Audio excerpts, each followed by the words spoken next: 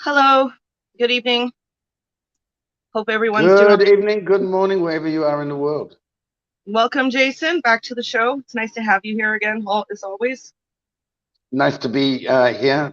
I'm starting to feel like a bit of furniture now, so I'm enjoying it. Well, yeah, it's going to be a good show. I'm very excited about our guests. Our guest from Canada is Johnny Rowe. I'm very, very pleased to say that I'm friends with him now. The first time I saw him was in April at the Rolling Thunder weekend. I remember seeing he was there with his megaphone, and I was absolutely fascinated by him. So I kept walking past him because he was in the crowd and you can hear him. And it's very distinct. So Johnny Rowe, also known, started calling him the Voice of Ottawa. So a fabulous man, very, very, very kind, smart, and handsome. So that's always a perk. Oh, handsome too, that always works. Right? What can I say? So that's a perk. Thanks for coming on to the show. We've got a couple of viewers already, so we're very, very happy to have you guys here. So, Jason, how are you doing? How's Vietnam tonight? Vietnam's all right. It's actually a bit chilly. I'm surprised. It's been chilly the last few nights. I haven't worn a long shirt when I'm not teaching. That is, when I'm not working. I haven't worn a long shirt for a long time, but I got it the last few nights out on the bike. I regret not wearing a jacket or something. So yeah, it's we're getting a bit of that North Asian winter rolling in, but again we're like right down at the bottom near the equator, so the days are really balmy, but the nights, the wee hours of the morning get a little bit cool. And that's the extent of it, a little bit cool. A little bit cool. That's well, pretty much it. This much snow outside, and that's right. That's right. So, one thing. Oh, they're finished at the moment. I do have. There is an event going on next door. So I will, when I'm not speaking, I will remain muted. So okay. I'll have to unmute myself because they have all these really funky Vietnamese traditional instruments. And it actually sounds really cool. They have some really cool sounding music, but of course it's not. Maybe you should do the opposite and actually put the speaker next to that wall so we get a good listen of honest Vietnamese. Was it folk music, maybe? It's kind of folk music, yeah, that's right. It's like very traditional kind of stuff, and it's for like occasion. So and they got their little Congo drums out there, and their little horns, and it's like so really freaky, actually, very freaky. Awesome. Well, without further ado, we'll. I understand you've got a video lined up to introduce you from Canada. Indeed, I do. You do? Indeed, okay. I do. Let's see if I'm presenting. I'm still presenting. You've got to allow it. Yep, I'm gonna add you right now. There we are. Okay, so this is a video that was actually produced by one of your sidekick, Dark Raven Media. This is called the Mad World Battle of Ottawa. Yeah, it's one of his. So yeah, my partner. So that's right. And Johnny Rowe appears on this as the voiceover in the intro. He is he's voice in the intro. Yes. So I'm just going to turn up the sound a little bit and let's play it. Okay. So this is why we call him the Voice of Ottawa. You'll understand soon, guys. Welcome to Ottawa. Thank you for coming. You're in the right place. Peace to you, my sister. Thank you for coming. Welcome. Welcome. Welcome. Thank you for coming. You're in the right place. You're doing the right thing. We're almost there. We're winning. Come a long way. Thank you, sister. Welcome. Peace is coming. Welcome to Ottawa. Thank you for coming. You're in the right place. You're doing the right thing. Welcome. Welcome to Ottawa. Thank you for coming. Welcome. You're in the right place. You're doing the right thing. You've come a long way. We're almost there. Don't stop. We're winning. Stand tall. Be calm. Be kind. Be gentle. Show the world what it is to be Canadian. You're in the right place. place. We're almost there. Thank you for coming. Welcome. Welcome to you. Peace is coming. Victory is coming. We're going to have our freedom. Give me a hug, brother. We're going to win. We're going to win. We're going to win. Welcome. Thank you for coming. Welcome to Ottawa. Welcome to Canada. Welcome. Be kind. Be gentle. Be calm. Thank you for coming. Welcome. Thank you. Yes, of course. They need you too. We're all working together. Tell a story, man. We're going to work together, tell a story, and everybody's going to understand. Welcome. Thank you for coming. Welcome to Ottawa. You're in the right place. You're doing the right thing. You've come a long way. We're almost there. We're winning. We're winning. You're in the right place. Thank you, brother. Welcome. Thank you for coming. Welcome. Awesome stuff. Awesome stuff. If we have a little bit of time, we might play a little bit more. But yeah, that's awesome. Well shot, Raven. Well shot. Very nice. Very nice. I really like the quality of his camera and his work. He is very talented. So if anybody wants to watch the full one, it's Raven Dark Media on YouTube. You can watch the full thing. The video is called Mad World Battle of Ottawa. So without further ado, Johnny is backstage, and I would be very happy to bring him on stage now. So here we are. Hello. Hi, Johnny. Welcome. Hi, Johnny. I'm so glad to be here. Thank you so much for having me. Jason, nice to meet you, my brother. Rosie, I'm so glad to see you. I can't wait to see you. It won't be long now. And, It won't be long. Yeah, welcome. You'll be able to tell me when I'm in Ottawa that I'm welcome to Ottawa. That I'm I in will the. welcome you when you drive into the city. That's exactly right. That'll be no problem. Yeah, Vietnam is not so far away either. Listen, it's the other side of the world, but we're all together, right, Jason? So thank you for being with us. Yeah, that's right. That's right. Yeah, it's not so far, really. Technically, I could sort of paddle there in a small rowboat. Right. Sure. Be careful on the turn. Right. Yes. You got to go up. Don't go. You want to go in the off season, not in the monsoon season. Yes. So That's one of my big plans, is to actually finally get there to Canada. I've known a lot of people, especially in my career as an English teacher. I've met a lot of Canadians, and I think the Kiwis and the Australians tend to get along a lot more with the Canadians as opposed to, say, Americans, for example. it's Slight different attitude. It is. I think the reason is because we're both at the ends of the earth. Yeah. And so if you're going to Canada, you're going to have to go up there all the way. If you're going to New Zealand, you got to go down there all the way. And so we relate to each other that way, right? Like and it's a Commonwealth thing too. We are so similar, and we're all part of the same family. The culture very similar, right? So Absolutely, yeah. Well, Canada. That Commonwealth really brings us together, doesn't it, Judy? It does, right? Yeah, between two flags. Between two flags, indeed. Mm. Two of my favorite ones, I must say. Yeah. So, well, happy anniversary of the 1 year of the convoy being in Ottawa. Thank you. That's nice to see that footage of you there. So you're looking very sharp with your coat there and everything. Yeah, thank you. I've grown the hair out a little bit since then, but no, that was those 3 weeks in Ottawa were memorable for millions of people. Not just the people who were here, but the people who were at home and watching it. And there were tens of thousands, 100,000 people here. No one can give you a straight number about how many people were here, but I've been here many Canada Days, and it was packed, as you well know, for 3 weeks, and it was a wonderful experience. It was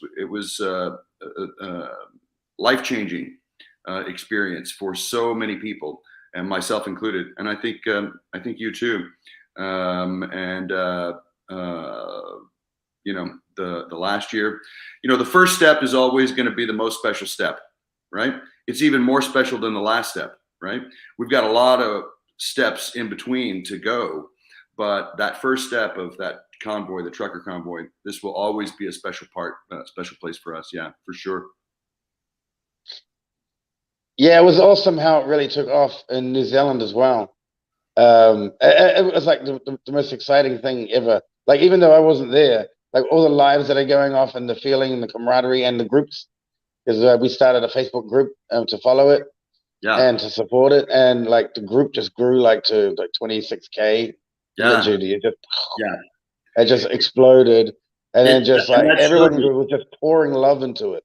Yeah, it's and we felt that, you know, we were able to receive a bunch of that from all over the world, and you know, especially the New Zealanders and the Australians, and you know, all of these people that, you know, are cousins in the Commonwealth. And the reason for this, of course, is it's, you know, it's because we're all suffering under the same boot heel. Yes, and you know, revolution has always been local. Politics, they say, is local. Yes, and revolution has always been local, and this one is a little bit different. And this is a global situation, and the problems that they have in New Zealand, the problems in Christchurch, are the same problems we have in Ottawa. Okay, it's the same problems that we have in Hanoi. Yes, and it's the same problems all over the world, and these problems are, you know, interconnected, and our adversaries, our opponents, are. It's a global situation, and you know, thank God for the internet and the technology that lets us work together, and it gives us the awareness that we're fighting the same fight, and it lets us join forces, and it gives us a, you know, an understanding too of the true nature of really what's going on. It's been so difficult, you know, the corruption that we're fighting, and that is being expressed so terribly, you know, nowadays.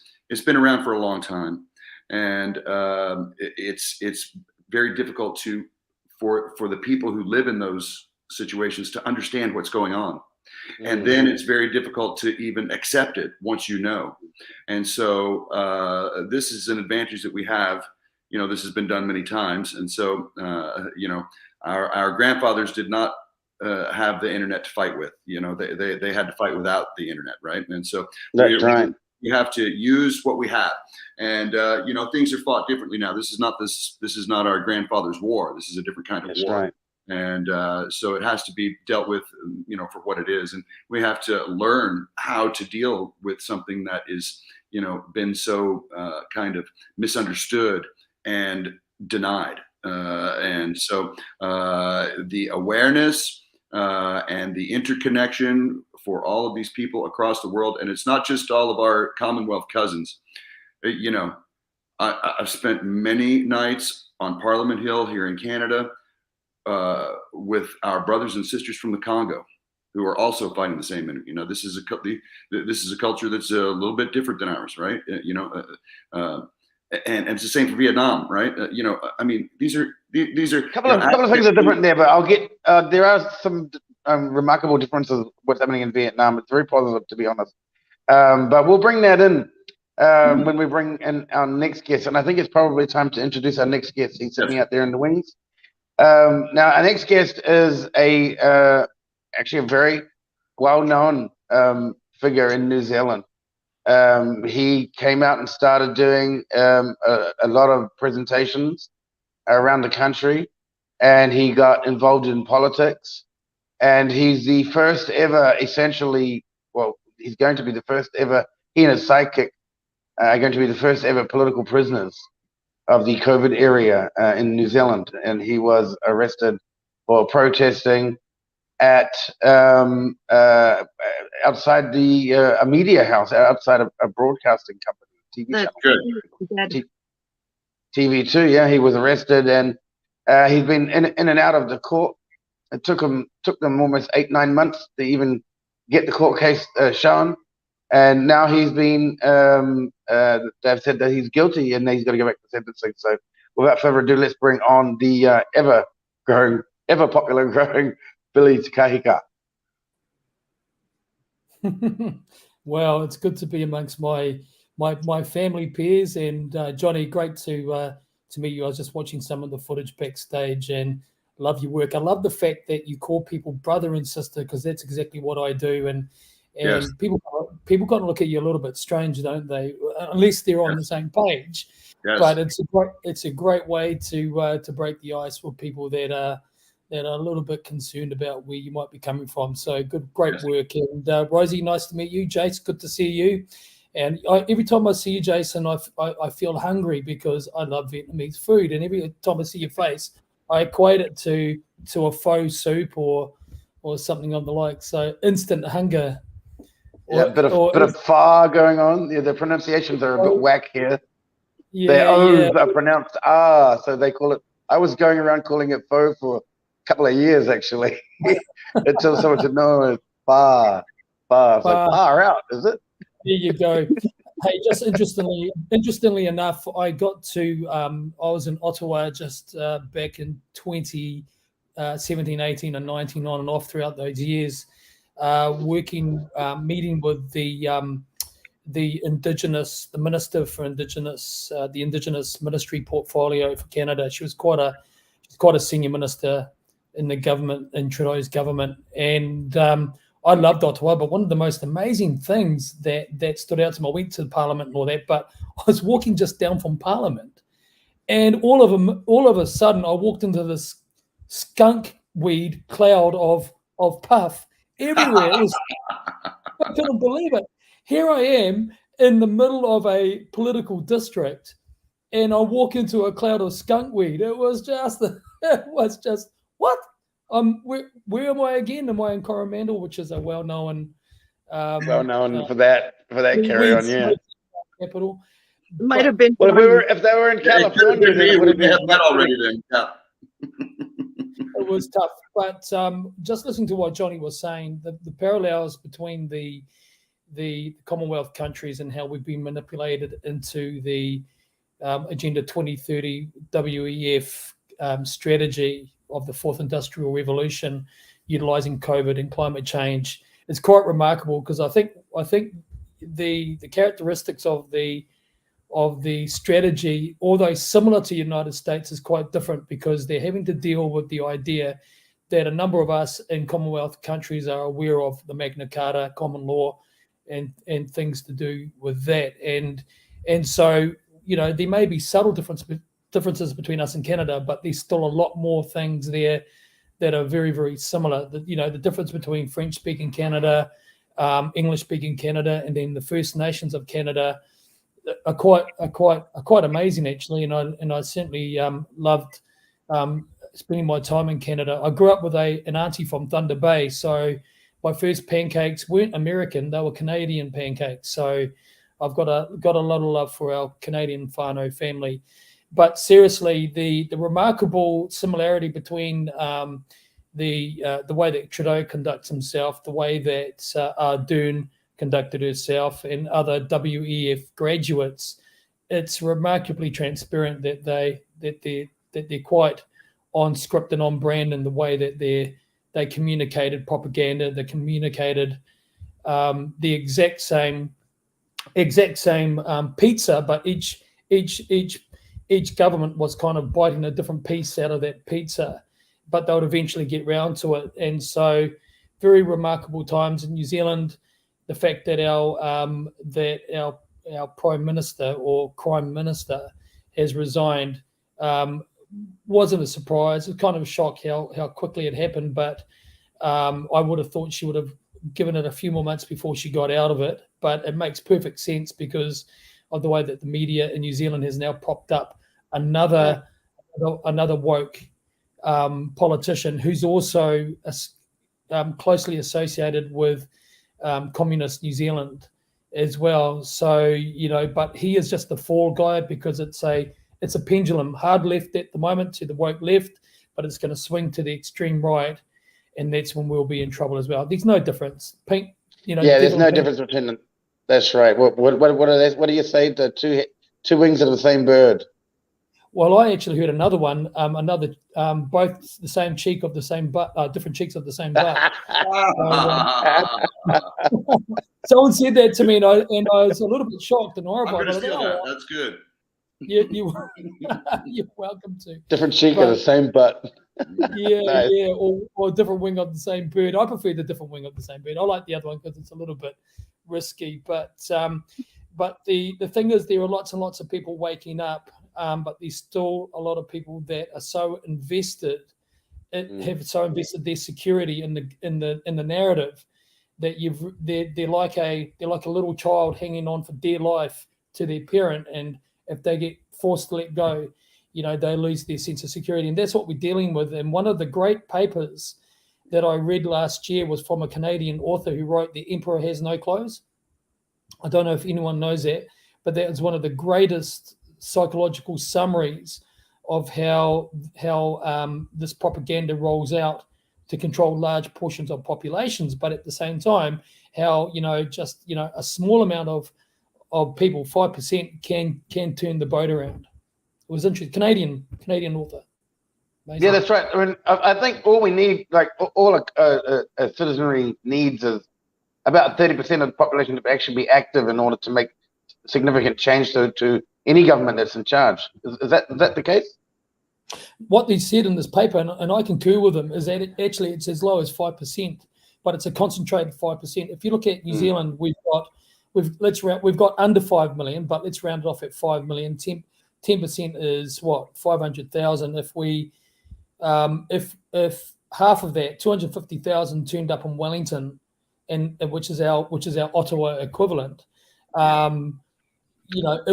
it would close the country down, and it would definitely force rapid change. Yes. But what we have, though, is it's the psychology that we have in New Zealand. It's caught me by surprise, because I used to think that New Zealanders were critical thinking, strong people that would stand for the right and fight the wrong. But we've been so apathetic. It's been quite shocking to see. Brainwashing. It's very powerful. Yeah. Very powerful, absolutely powerful. I mean, it really takes a lot to be able to resist all of the temptation. You've literally got to turn off the TV. Like, I haven't watched TV in how many years. Yeah. That was one of the good things about from 1999 I started living in Japan, and so from 1999 through to about now, I've never had a TV at home. Otherwise, I would just watch a movie in a hotel. But that's it. That's all. Or Discovery Channel. That's about it. But aside from that, I don't watch any news whatsoever. It's just nauseating most of the time, and most of it because I studied film and television production, and I also studied in the news field area. You know that you have to be very careful about what kind of news story you run. For example, if Pfizer. Oh, sorry, did I say Pfizer? If Coca-Cola sponsors it, for example, and there's a scandal come out about Coca-Cola that someone had died because they got a bad batch, you can't run the story. They supplied the money for the show. Sorry.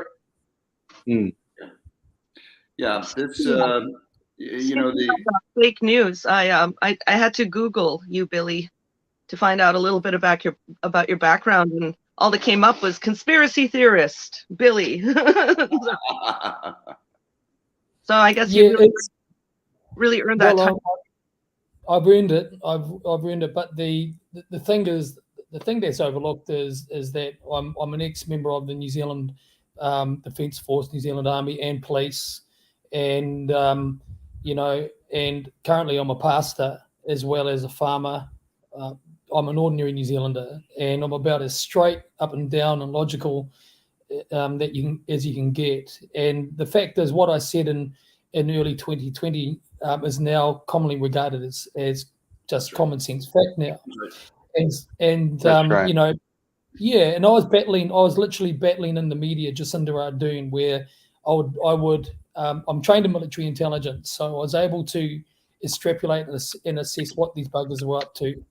And I've been aware of Agenda 2030 and Agenda 21 for a long time of the UN, and I wondered how they were going to get, global ensconcement into this program. And 9/11 didn't work for them. The war against terror didn't work for them. Swine and bird flu didn't work for them.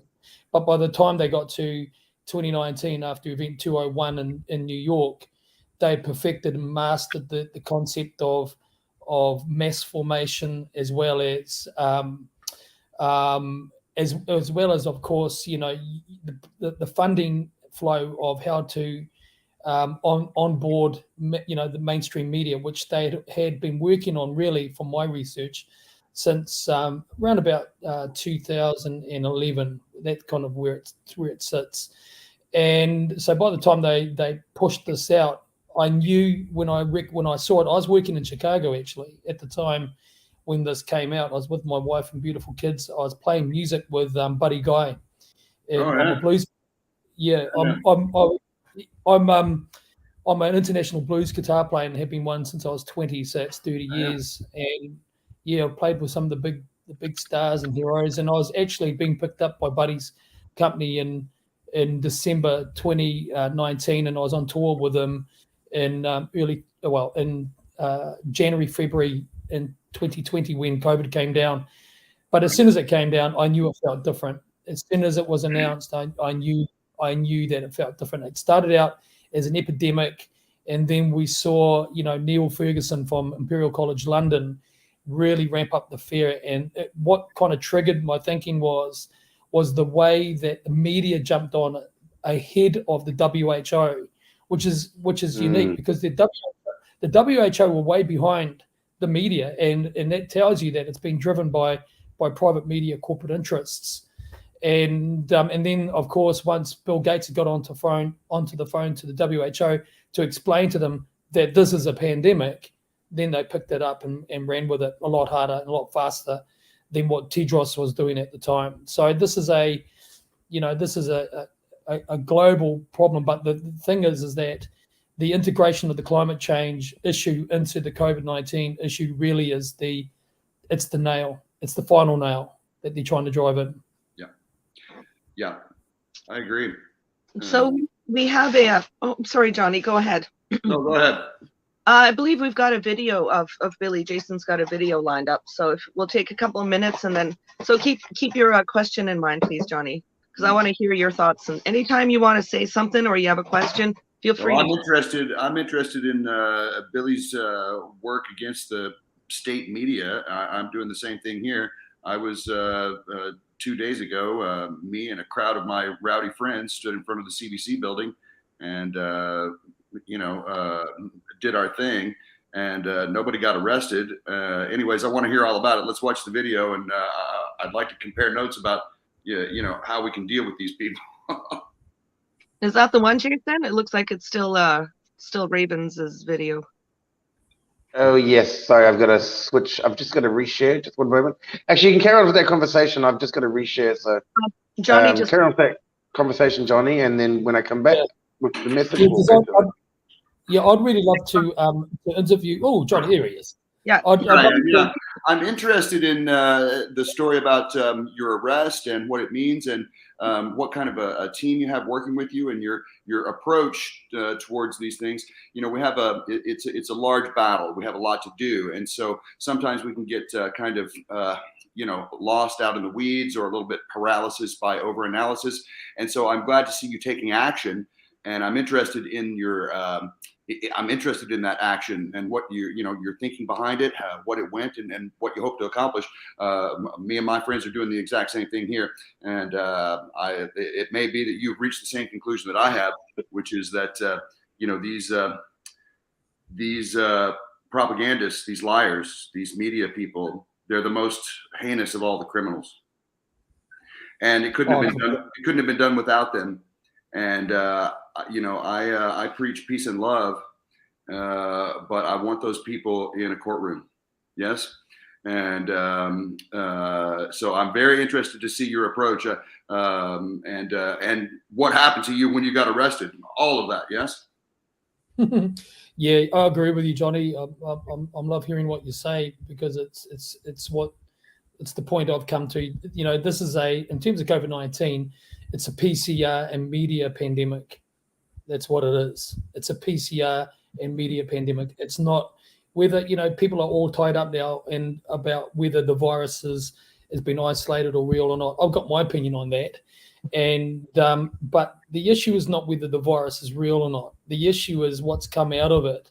around the destruction of a free society, of which Right. the Commonwealth countries especially have propagated this myth now for centuries that this is a free society. But all that's been free about it is that we've been allowed to sort of run, as far as our chain will take us. But the moment that you get to the length of it, you're in big trouble. And that's what I've seen. And that's, as someone who, I love my country, I take it very seriously. My ancestors who bled and fought in wars to give us our freedom, and that's been completely, the memory of those people and our Canadian relatives and our, that fought in these wars to protect freedom. Yes. Their deaths and what we see today, the deaths are in vain. But what they've done and how they've done it is a very, very considered and strategic watering down of manhood, of nationalism, and the effemination of men to really understand what the role of a man should be. I was doing a Bible study on that the other day, and talking about that with this beautiful couple that I married about a week later, and I was saying, the role of the man is to treat his wife like a queen in the home, and protect and to vend, provide, and nourish, both on a spiritual and physical area. And conversely, the woman is to respect the man as the king of the household. Now, if you take those building blocks to a strong family away, then what are you left with? You're really left with running up and down a very, very sandy bank and wondering why the harder you run, the further backwards you go. Now, I respect everyone's right to live the way they want to live. And I've got gay friends and things like that. They know my position on all of this. Do I judge them? Not on your life. But I give them they ask me what the Bible says, they're going to get it right there. But they're my friends. And the whole thing about all of this, and I sense you're the same, Johnny, is that it's about do no harm and don't overreach into your neighbor's life, and let them live in freedom. In my discipline, we call that ahimsa. There you go. Yes, brother. Yes. Yeah. No. You. And so, the fight that we're heading towards right now, really, if we were to try and put some definitions around it, in my view, is a return back to the Dark Ages. That's where they're taking us. If you look at the feudal system of the Middle Ages, which doubles as the Dark Ages, they're called the Dark Ages really for a couple of key reasons. Number one, it's because the Bible was banned from access to the common people. That's the first reason. Secondly, the light of freedom had been extinguished across medieval Europe because of the way that the church had integrated itself into the monarchies around Europe, into such power. And that led to, of course, the founding of the US, with Christians fleeing tyranny. But if you examine the strategy of the UN, and if you know your history, if you know how the Communist Manifesto was developed, how the Zionist Manifesto was developed, if you go back back enough and look through, then you will arrive at that one point that all roads do actually lead to Rome. And that's quite an interesting thing. Now, my mum's family are Catholic. My dad is an Indigenous Māori man, so we have two sort of completely different family profiles here. And but my mother's family are Catholic, and so I grew up with that in the backdrop somewhere. And it's quite interesting talking about these things, because when you go straight back into history and you see how it was a feudal system of elite and everyone else, the haves and the have-nothings, then that's where you get the Klaus Schwab. You'll own nothing and be happier.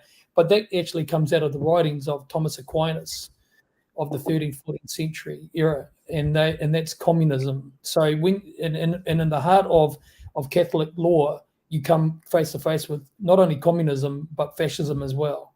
And so when you, in the final analysis of where the Agenda 2030 program wants to take us, the WEF want to take us, how they're using COVID and climate change, it's going back to that. It's going back to that Middle Age period.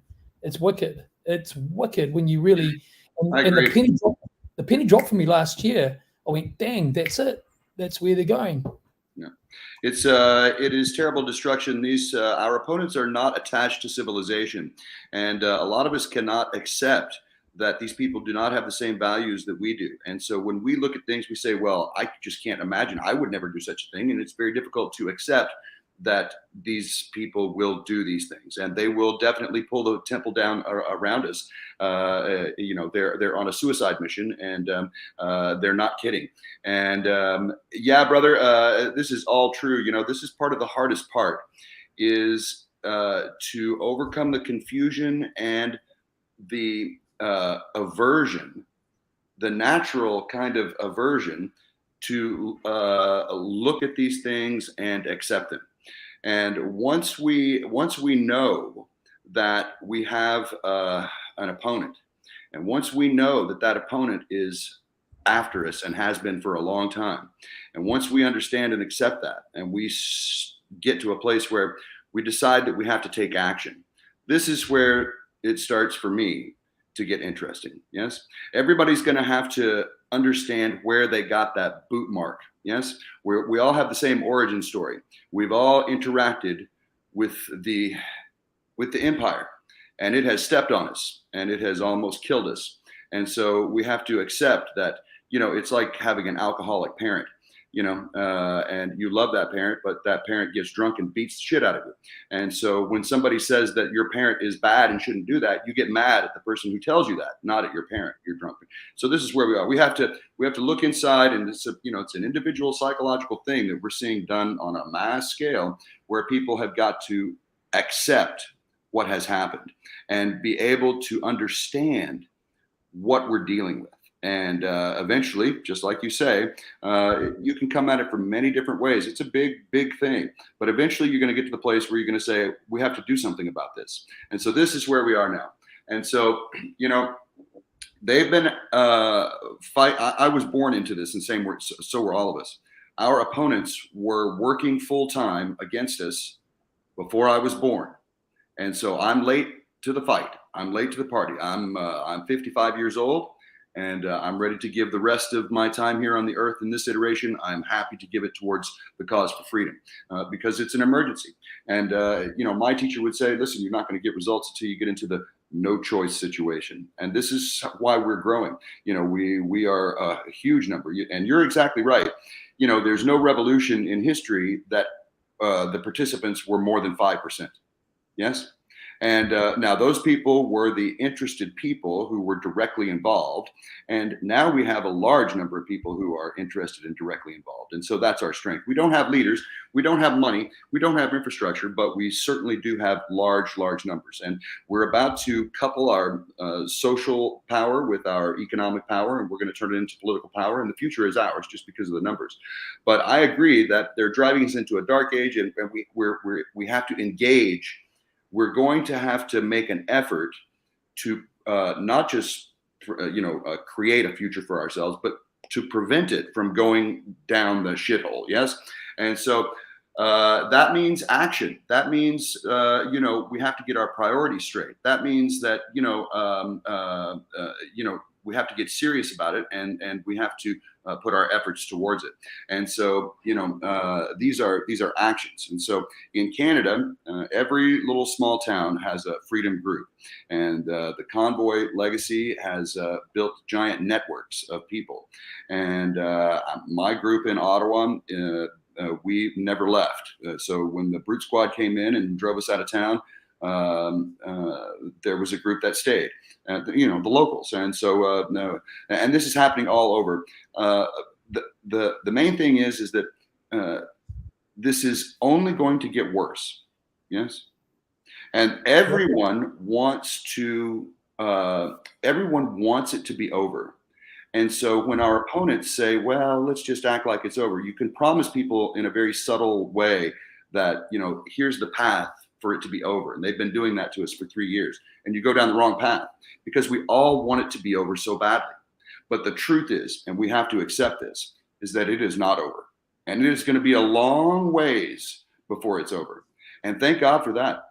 The truth is, we don't want it to be over quickly, because that is the same way we've had revolution every time in the past. I'm not saying they weren't successful, but it's not lasting.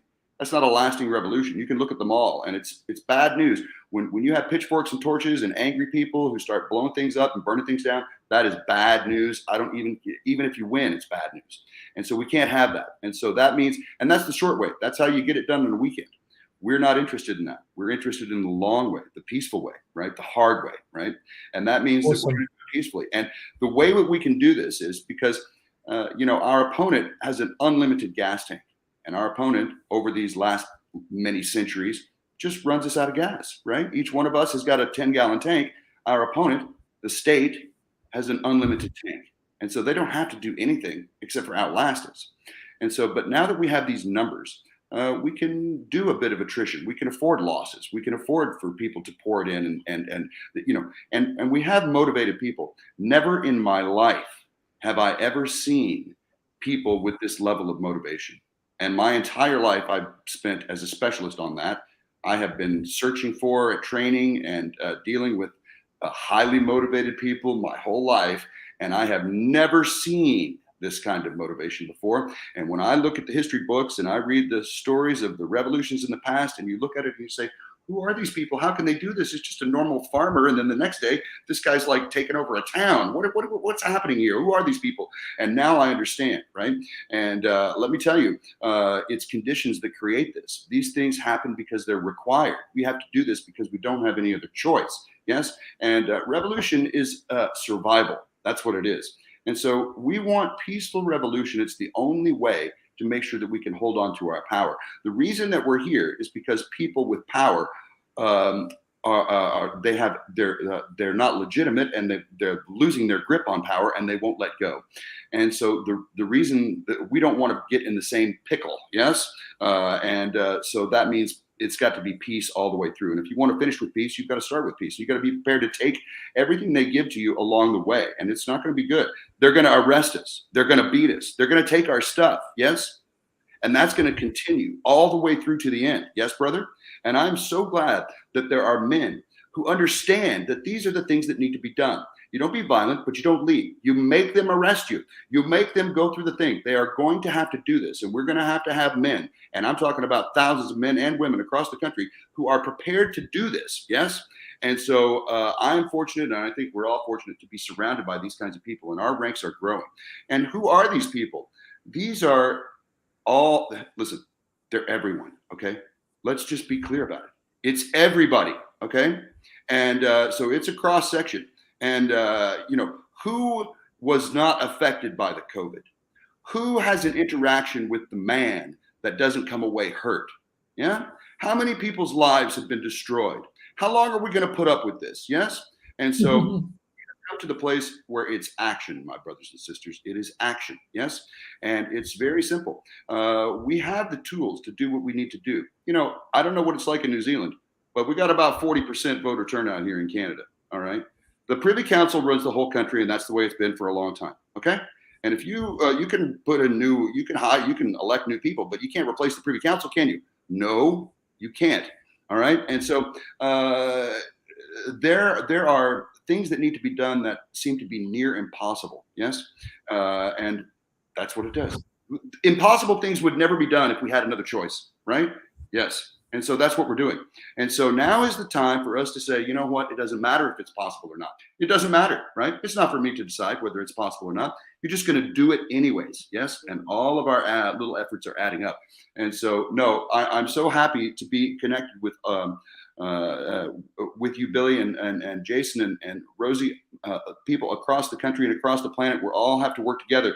And when you decide that you're going to have to go and do your thing, and when the man comes and puts his hand on you and sprays you in the face or kicks you in the head or whatever it is, remember us. You're not alone. Yes. And there's going to be more and more of that. We were on Parliament Hill 2 days ago, and they arrested a 15-year-old freedom fighter who showed up to the Hill with a flag that was attached to a hockey stick. Now, I don't know about the rest of the world, but in Canada, we play hockey, okay? And there are hockey sticks everywhere, yes? And all over the Hill, there were people with flag sticks that were much heavier and strong, bigger than. It's selective enforcement, and this is persecution. And listen, this is just the sub level. Our corruption is so high, and so it's going to create. We have to have action. We have to have agitation. We have to have confrontation, and we have to do it with people who are absolutely disciplined with a deep commitment to peace. And this is the greatest thing that I have seen through this movement, is that people are engaging in their action, and they are committed to peace. They're committed to nonviolence. Yes. Yeah, that's one of the big problems that I'm seeing in New Zealand, Johnny, is that, and it's really got me quite concerned about the New Zealand freedom movement. I'm like you. I'm the son of a peace activist. Mum and dad are both hipped out. And if you're a pastor, if you love Jesus, if you're a Christian, then my brother, every other person on the planet is your brother and your sister, and there is no possible way. I'm the same way. I'm a yogi, and I see you and I are the same, right? Like it would be absurd for me to hurt another person because it only hurts me. It would be that would be absurd, and it's the same principle in Christianity, all these places. Yes, brother, please tell. And so, yeah, and what they're saying is, and this is where, because this is a psychological battle that we're playing as much as it is an info war. And what you have in New Zealand is that you've got people that have put themselves in so-called alternative media positions, and what they're saying is, we need to go down to Parliament, drag parliamentarians out, and behead them, hang them from a lamppost, and all that. And they just don't get it. Yeah, and I'm 100% with you, Johnny. At the moment, I hear that a lot too, and I specifically go out and look for those people so that I can talk to them, because that's actually my mission, is to talk to those people who are legitimately upset. The reason that they say these things and want these things is because they're so hurt, and they've been catastrophically destroyed. I mean, they've had people die, they've lost everything, and they're so hurt. And so when I talk to those people, I try to show them, same as you do. This is the same struggle that we're all in, which is to show people the third way, and that there are other options, right? And we can succeed, and if we become our enemy, then we lose. Yes? Exactly right. And if you want to actually win, listen, you've got to use these you cannot break universal law. And you would say, my brother, that you cannot go against God, right? And so, and this is just the truth. And so many of us understand this, and so many people are coming to this. And listen, there's a big spiritual element to this whole thing. And the reason is because the fundamental problem that has led us all here is not just a failure of morals, but a lack of morals. So it's not just it's immorality is what it is. And we have a moral character problem. Okay, it's not a political problem, but we have a problem. Everyone has failed the moral character test, and so this is now turning people to. They want some instruction. They want to know what is moral and what isn't. And so they're turning. Listen, I've had more friends get baptized this last year than in my entire life. Yes, and so it's because people are searching out how because they know what's missing, and that is a proper moral code that comes from an authority that is beyond human. And this is what we need. I'd like to raise my hand on that one. And I think Rosie wants to ask a question as well. But just what you were just saying about people reaching out and getting baptized. The irony, I've been baptized twice, both as a Baptist. But the second time I got baptized, I was in a Ghanaian church in China. Wow. Yeah. I was baptized for the second time as a Baptist. Wow. In a Ghanaian church in China. Small world. How's that? Yeah, that's and another thing that you were mentioning about the sort of the one party state. Now a lot of people, they bang on about all these different countries where they don't change the leader. But you look at Japan. Japan's had the same Liberal Democratic Party in charge for almost 40 years, 50 years or more, ever since the war. Yeah. So, and that's supposed to be a democratic country, right? Well, and they're But rearming how now. could it be democratic or free if it's the same Native ruling America. party? Yeah. Yeah, the truth is that America owns the world. The nuclear weapons are real, and when you have nuclear weapons and you tell people what to do, they do it, and that's the way it has been since 1946. And the idea that people might try to take over the world, what should we do? No, that's already been done, and it is nuclear weapons that do that. And it has been done, and it has been that way. I was born into it, and so this idea that it's the globe, the entire globe is already under control. Yes. And the problem is that, it's turning out that we're not the good guys. It's we have corruption, and the corruption comes because of this, it's ridiculous power, right? And the centralization of power and wealth, but it's mostly power that has been going on since Hiroshima. Is absurd. It is far beyond what anyone can accept, and this is what I talk about. It's people. You can spend a long time in the rabbit hole, and this is just distraction, trying to deny reality. So many people do not want to accept the truth of what is going on in the world and how bad it really is and how bad the corruption really is.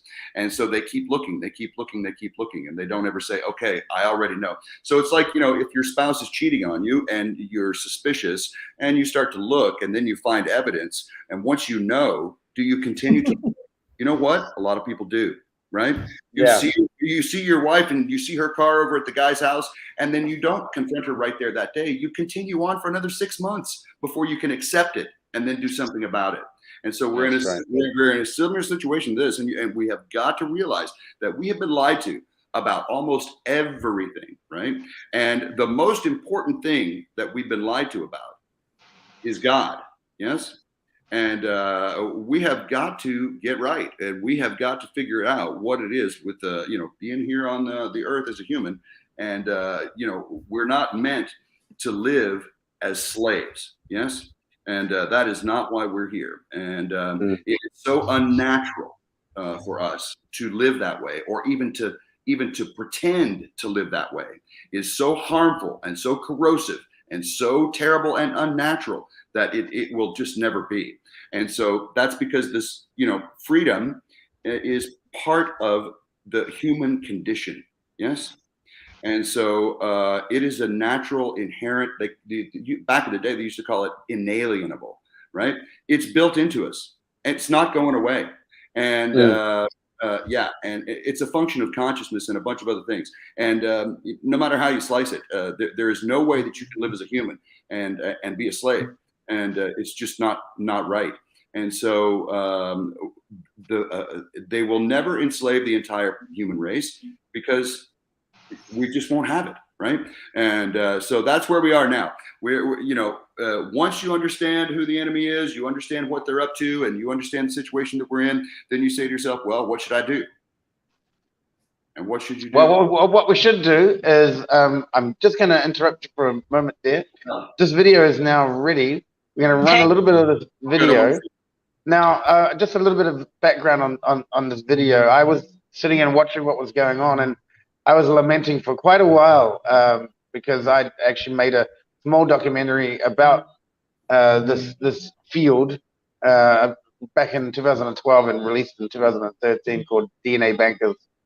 And I was lamenting what was going on because I was quite aware by the time April came around of 2020. Yeah, 2020, by the time April came around, I was quite aware that this was a global scamdemic. For the first couple of months, I was humming and hawing on it. For the first month, I actually believed it. For the second month, I was like, huh. And then for the third month, I was like, nah, this is totally a scam. This is impossible. So I was actually on my Facebook going, you guys got to wake up. You guys got to wake up. Something's going to... the storm is coming like this. Yeah. No, and then I was quite lamenting about it. And then suddenly I found that a fellow in Australia, and he had a link, and that linked to one of Billy's presentations. I think it was probably one of the first presentations in the Auckland Harbour, in the wharf there. Yeah, one of the first presentations, and I saw that, and I was just like, thank crikey, that finally somebody's actually talking about it. And then I found there was another one as well, Counterspin as that. But I was really interested in Billy Te Kahika stuff. So I followed them for a couple of years, and they went through the whole thing going for the parliament and all that, becoming a politician and all that.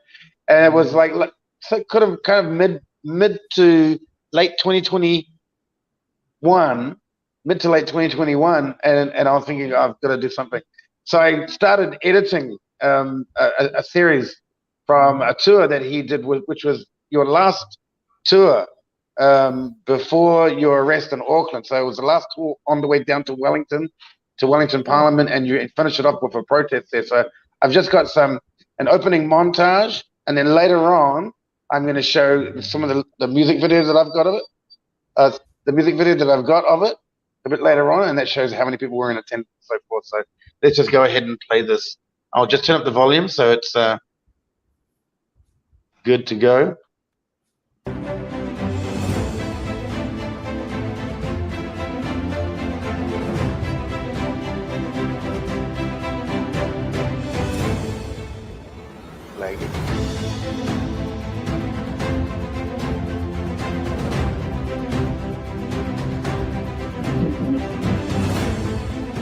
There's some spirits around here with us, Panu, because this is a spiritual war.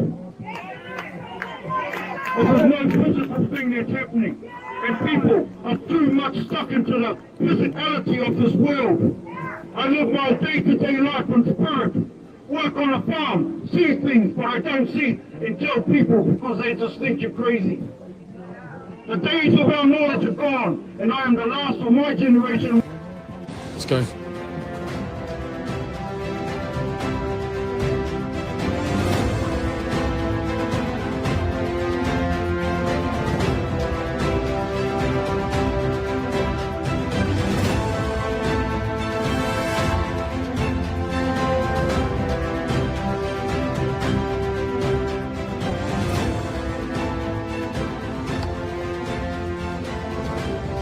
Kia ora tātou e tātou mā. E roto o i nā aua tango o tēnei wā. E te whāna kātua mō nā hau e whā o Aotearoa nei. Hau mai ki te kautoko e te kaupapa. E te kaupapa mana motahaki e mō te iwi kātoa o Aotearoa nei. E te mauri o te whenua nā mana a iwi. Tēnā koutou, tēnā koutou. Tēnā koutou katoa, ki ronga e te korowaia o Whakawhanangatanga.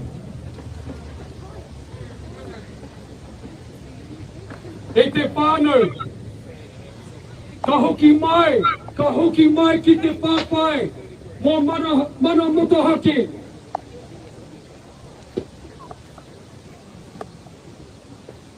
Mō tātou, kia mātou, tamariki me nā mokopuna.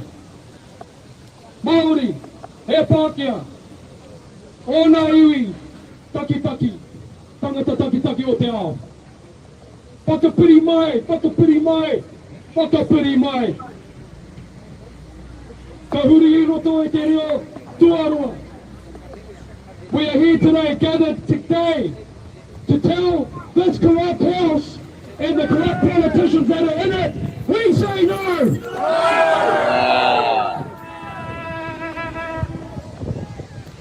I want to let this corrupt house know, and Jacinda Ardern and the communists know, that whakaputanga, 1835, the Declaration of Independence, is going to stop them where they are.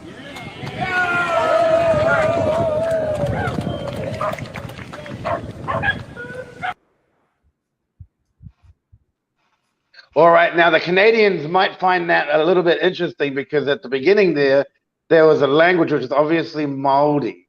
And it's a tradition, it's the tradition in Māori to always start with a little welcoming speech. I love So- that, and I'll tell you, I don't need to speak the language. I know exactly what you were saying from the way you said it, brother. Yes, indeed, and I know freedom when I hear it. It doesn't matter what the language is. Yes. Yeah, likewise. But maybe Billy, you could just explain what you said in the beginning of that in the Māori section. Yeah, so I mean, what I was saying there is I was acknowledging the local tribal people of the area. I was acknowledging them. I was acknowledging everybody from wherever they're from, regardless of what ethnicity they are, to come and have an important discussion today about freedom, self-determination, and about having the right to choose for yourself, for your children, for your grandchildren, for everybody, for the people of the world. And so what I was saying was essentially a welcome to everybody for this most important cause that we're here to talk about, to fight for today.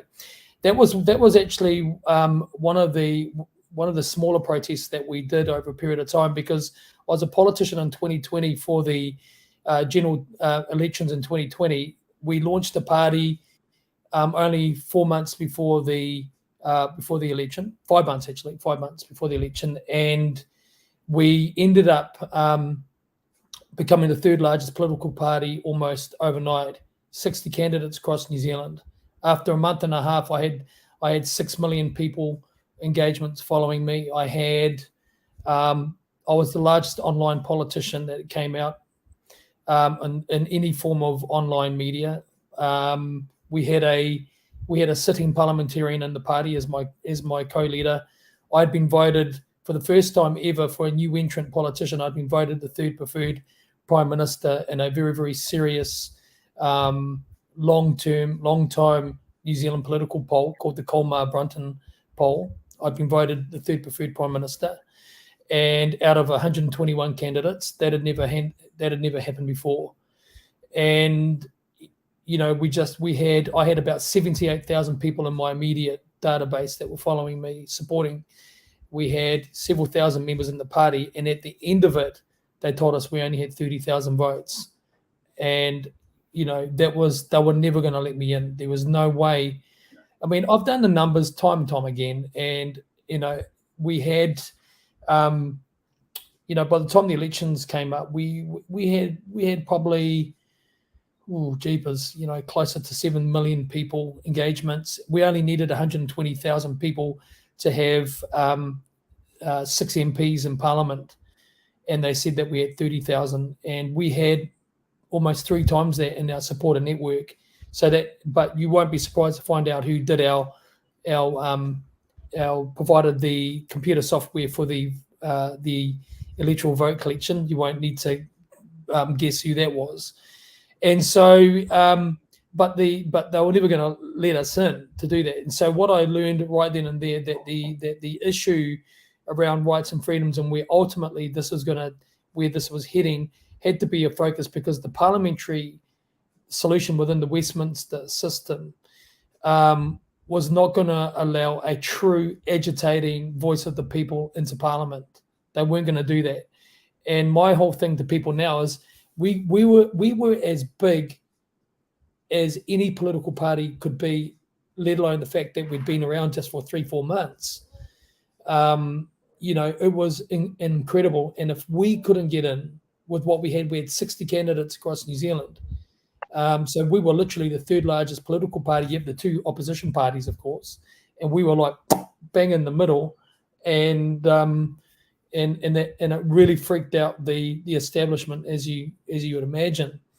And so you know, obviously I got, you know, massive slander campaigns. I became even though I was a white ribbon ambassador, which is an anti-violence campaigner, I got labelled a woman-beating, philandering, non-bill paying, misogynist, you name it. That's what I turned out to be overnight. And so what I did in 2021 was focus on promoting the harm that the government was causing through lockdowns, and then eventually through the rollout of the injection.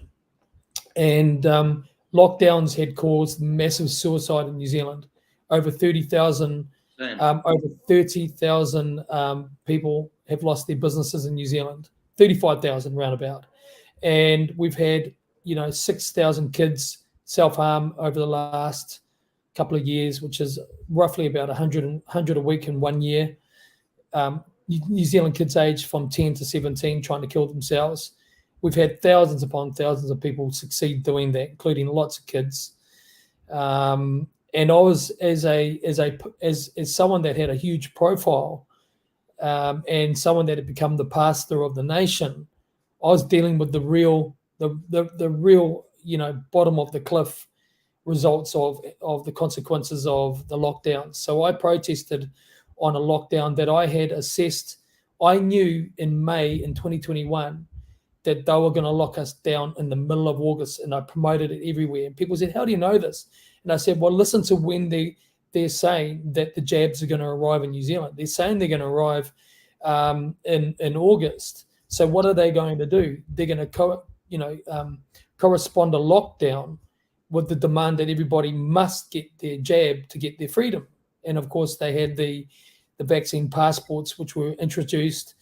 And so what it was a psyop to get everybody to take the jab. And I knew it. And I said, it's going to be middle of August. And you know what? 3 months later, on 17th of August, they announced the level 4 lockdown, which was going to shut everything down again, cause more suicide, more economic harm, and more desperation. So I protested about that. And because of my policing background, I always made sure that I worked with the police to make sure that public protesters and police were safe. That was always a very important thing to me, that as you say, Johnny, that everything was done with peace in our spirit, and that that everything was in good order, so that the focus was on the message, not mayhem. And so I did that as normal. They said, "Well, you might get arrested." And I said, "Well, yep, but they said, "Well, just follow us, our instructions, and you'll be right, mate." So as usual, went along, but they had already made up their mind they were going to get me that day, and they arrested me at the protest. And what they were doing was they were arresting people for COVID health violations, sort of protesting people for processing people after 2 or 3 hours in a police station and letting them out. But as soon as they got me, I saw that they were taking me to the prisoner remand centre, which is in the largest prison in New Zealand that we have, and I knew they weren't going to be intent on letting me out. So they, after 2 or 3 hours, so we got in there. They said they were going to keep us overnight. This is about 1 in the afternoon, and that we'd have to go to bail court the next morning. And we went to bail court the next morning, and the police bitterly opposed my bail. So they kept us in for 28 hours, and they fully opposed my bail. And the judge, thankfully, wasn't going to have it, and he said, no, we're going to let Mr. Te Kahika go. But we're under huge, very, very serious bail conditions. Yes. I was under house arrest for 19 days. Yes. No access to social media. Yes. No, my freedom of movement had been restricted. I wasn't allowed to contact certain people. And then the process within the courts began. They didn't get me before a judge again until over a year later. Yep. And so the mental operation, the stress, etc., was pretty clear to me that that's what they were doing. They wanted to keep me under that for as long as they could. And then we had an appearance, then we had another appearance, and I was found guilty for violating the COVID-19 Public Health Response Act 2020, and found guilty of that, and I will be sentenced on March the 30th. At the same time, the New Zealand government is claiming that I've committed electoral fraud in my reporting for my electoral campaign, which I wouldn't even know how to do that, let alone do that. And so they're trying to get me with that as well, I think. And I don't think there's no way they can prove that. There's just absolutely no way. But I've still got to go through it. So it's cost about $27,000 to defend the first charges that I've been found guilty of, and it's going to cost me almost $40,000 for the next lot. So I'm probably very similar to you, Johnny, that I'm a broadcaster, I have a ministry. and I'm a audience supported broadcaster, Right. and so it's very, very difficult. So it's been one huge psychological battering, but my faith is in God completely, and so and I've got a beautiful, strong wife behind me and family, and I think you've got something there. Have you, Chase, to play? Well, his idea was to play it in the background while you guys chatted. So No, not quite like that. What I was going to do was I was thinking about just dropping my camera. well, And because honestly, but that's okay. That's okay. Let's just roll on. So what I want to do here is number one, I want to apologize because there's an event going on next door, so you can probably hear the jam session going on with the bass and the flutes and the guitar going for it. But this is a video. His political network was called Advance in New Zealand. And this is the anthem that the members put together, and this is a video, and this demonstrates how big they were. So I'm just going to play it. Let me flip back to Advance New Zealand, and I'll click play and make it white screen. And the sound of our speaking and breathing, and these secret force would assail our coast and would leave our country bleeding, but we will not be shut down. Won't let them snuff the light of liberty out. Standing in truth, we are resolute warriors. We will advance. New Zealand, line our white cloud with silver. This is our voice, moving in peace and in power.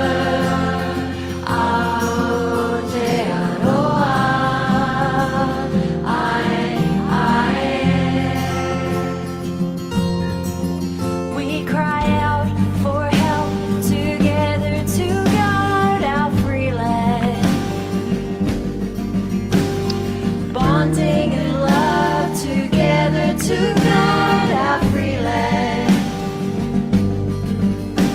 Corruption will flee and our land will be free, and the hidden will be revealed, and we will not be shut down. Won't let them snuff the light of liberty out. Standing in truth, we are resolute warriors.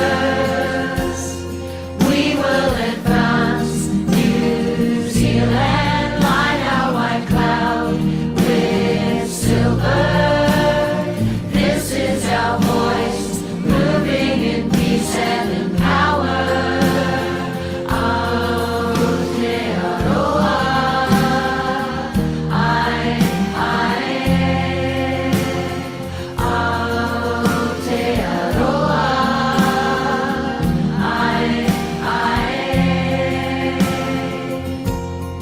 we will not be shut down.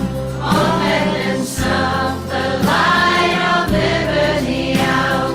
Standing in truth, we are resolute warriors. We will advance. New Zealand, line our white cloud with silver. This is our voice, moving in peace and in power.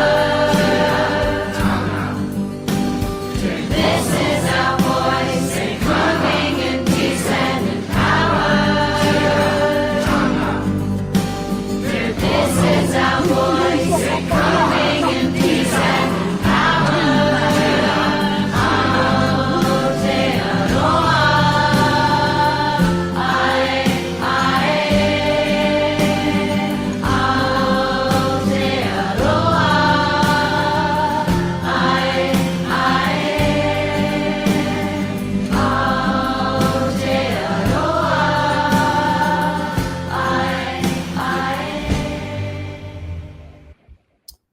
Gee, Beautiful little number, that one.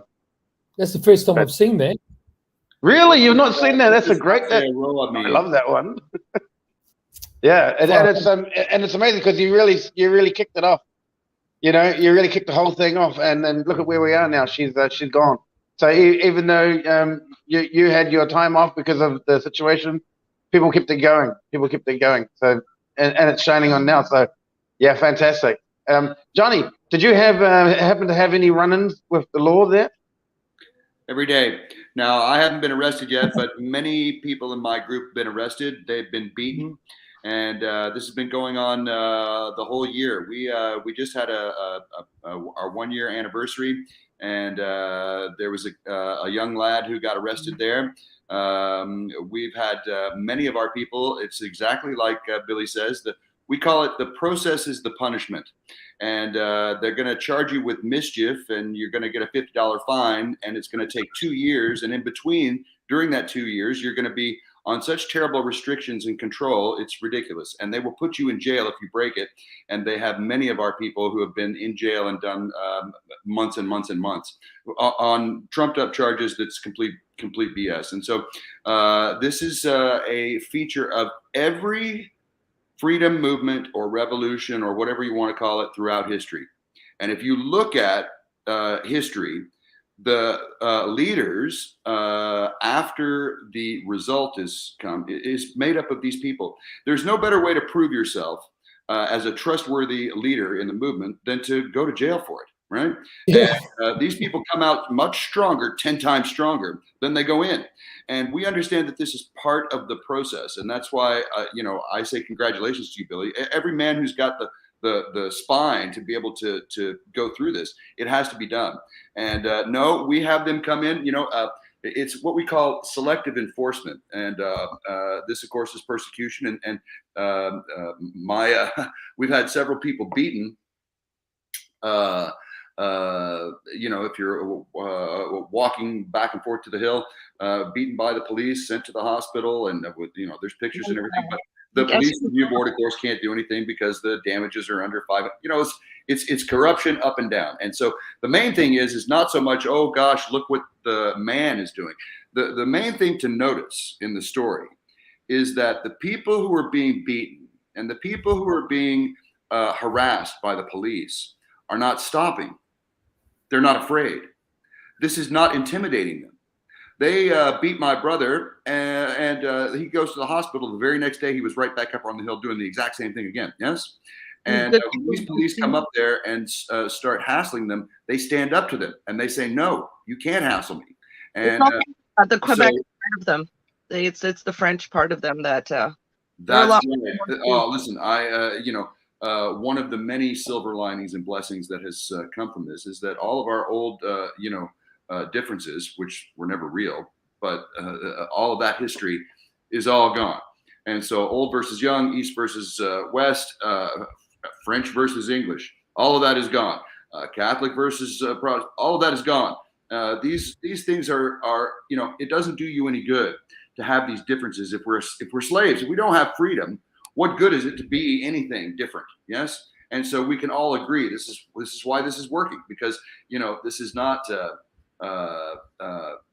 specialist situation. It's not a single small issue. It's a foundational issue. You can't do anything without freedom. Yes. And so I don't care who you are, or what your belief is, where you want to live, how you want to live, what's your lifestyle, you can't do any of those things without having a freedom as a value underneath it, right? And so this is a very large tent. It's a big tent that welcomes a lot of weirdos and different kinds of people in there. And these people have had enough. And no, we face the police almost on a daily basis. And there are dozens of us that have had harassment and improper treatment. That's for sure. They did it to us again this weekend. Listen, they made us remove a chair. We're not allowed to have a chair. We can't have a table. We've been through this, and what's happened is that our people who do this have become very disciplined. They know their jobs, and they're so good at it, and they have a deep commitment to peace. And so these provocations don't lead anywhere.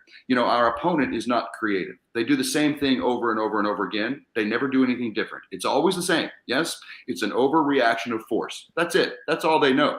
And so, when their provocations don't work, right? When it doesn't destroy us or turn us into one of them, they don't know what to do, right? And so we're going to continue with this, and we have other things to do as well. But it's part of the resistance. Nonviolent resistance means going and doing the thing that's right. And when the man comes and puts the baton on you, you don't raise your hand to the man, but you don't stop doing what's right, and you make him put you in a hole. That's what it's all about. And so that has to be done. Yes, there's a lot of work to be done. So there's work to be done on the street. There's work to be done in the courtroom. There's work to be done in the jailhouse. There's work to be everywhere you look. And this is the beautiful thing. You do your part, you do your part, you do your part. And so, building a political movement, and you know this better than anybody, because you're a living example of it, that political power, they used to say that political power comes from the barrel of a gun. You can quote the guy who said that, but everyone has said this all the way back. It's not just the recent guys. But the real truth is, it's not the barrel of a gun, it's the street. Political power is street power, yes?